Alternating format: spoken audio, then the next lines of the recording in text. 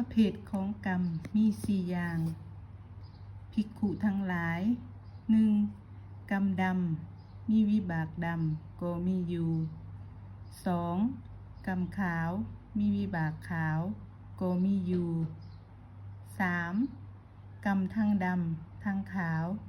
มีวิบากทั้งดำทั้งขาวก็มีอยู่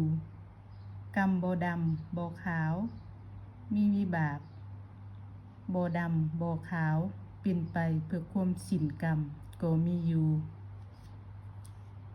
กรรมดำมีวิบากดำเป็นแนวใด ภิกขุทั้งหลาย บุคคลบางคนในกรณีนี้ย่อมปรุงแต่งกายสังขารอันเป็นไปด้วยความเบียดเบียนย่อมปรุงแต่งวจีสังขารอันเป็นไป